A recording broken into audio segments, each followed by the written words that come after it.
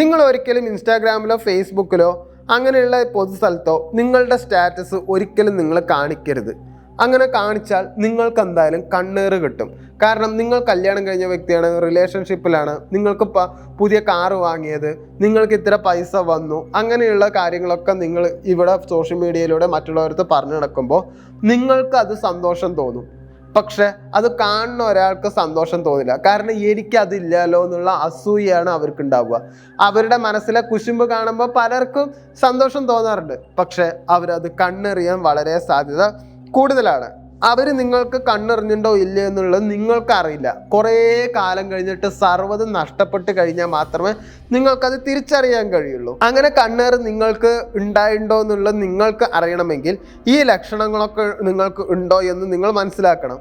അതായത് പെട്ടെന്നൊരു കാരണമില്ലാത്ത തലവേദന, ക്ഷീണം, മനസ്സിനൊരു അസ്വസ്ഥത, നല്ലതായി നടന്ന കാര്യങ്ങൾ അപ്രതീക്ഷിതമായി തടസ്സപ്പെടുക, കുട്ടികൾ, വീട്, വാഹനം പെട്ടെന്ന് പ്രശ്നങ്ങൾ കാണിക്കുക, അതായത് വീട്ടിൻ്റെ ഉള്ളിൽ ചോർച്ച, വെറുതെ പുറ്റ്, വിഷപ്പാമ്പുകളൊക്കെ വരാൻ സാധ്യത വളരെ കൂടുതലാണ്.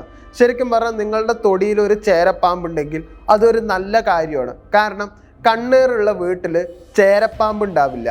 അങ്ങനെ വിഷപ്പാമ്പുകൾ വന്നാലും ആ വിഷപ്പാമ്പിനെയെല്ലാം ചേരപ്പാമ്പ് ഓടിക്കുകയോ ചെയ്യുക. ശരിക്കും പറഞ്ഞാൽ പട്ടിയെ പോലെ തന്നെ ചേരപ്പാമ്പും നിങ്ങളുടെ വീട്ടിനൊരു പ്രൊട്ടക്ഷൻ തന്നെയാണ്.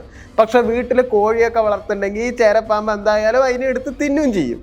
ഉറക്കം കൃത്യമല്ലാതാവുക, കാരണം കിടക്കുമ്പോൾ അങ്ങോട്ടും ഇങ്ങോട്ടും തിരിയുക, എത്ര ആരുടെ അടുത്ത് സംസാരിച്ചാലും ഒരു മനസ്സമാധാനം കിട്ടാണ്ടിരിക്കുക, ഇതെല്ലാം കണ്ണേറിൻ്റെ ലക്ഷണങ്ങളാണ്. ഈ കണ്ണേറിന് കുറച്ച് മാനസിക ആശ്വാസം കിട്ടണമെങ്കിൽ ചൂടുള്ള കൽക്കരി അല്ലെങ്കിൽ ചുണ്ണാമ്പ് വെള്ളത്തിലിടുന്നത്, ഇതെല്ലാം നിങ്ങൾക്ക് കണ്ണേറിന് കുറച്ച് ആശ്വാസം കിട്ടും. ഒരു കണ്ണേറ് വരുമ്പോൾ നിങ്ങൾക്ക് എപ്പോഴും തലവേദനയും പനിയും അങ്ങനെയുള്ള കാര്യങ്ങളൊക്കെ വരുമ്പോൾ ഓട്ടോമാറ്റിക്കലി നിങ്ങൾ ആദ്യം ജ്യോത്സ്യനെയോ ഇതിൻ്റേതായിട്ടുള്ള ആൾക്കാരെയോ നിങ്ങൾ കാണരുത്. ആദ്യം നല്ല ഡോക്ടറിൻ്റെ അടുത്ത് കാണുക.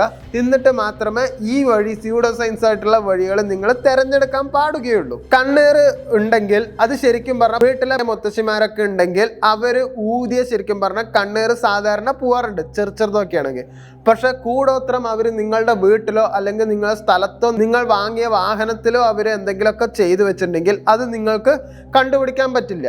അതുപോലെ തന്നെ ഒരാൾ കണ്ണെറുകയോ കൂടോത്രം ചെയ്യുകയോ ചെയ്യുമ്പോൾ അതെന്തായാലും അപ്പോൾ തന്നെ ഫലിക്കുകയില്ല. 3.5 വർഷമോ 5 വർഷത്തിനോ ഇടയിലൊക്കെയാണ് ഇതെന്തായാലും ഫലിച്ചു തുടങ്ങുകയുള്ളൂ. അതൊരു 7 ശനി വന്ന പോലെ ലക്ഷണങ്ങൾ കാണിക്കും, പക്ഷെ അതൊരു 7 ശനി ആയിരിക്കില്ല, അത് കണ്ണെറിഞ്ഞതായിരിക്കും. അപ്പൊ അത് മാറ്റാൻ ഇതുപോലത്തെ വേറെ ആൾക്കാരുകളുണ്ട്, അവരോട് സമീപിക്കുന്നതായിരിക്കും നല്ലത്.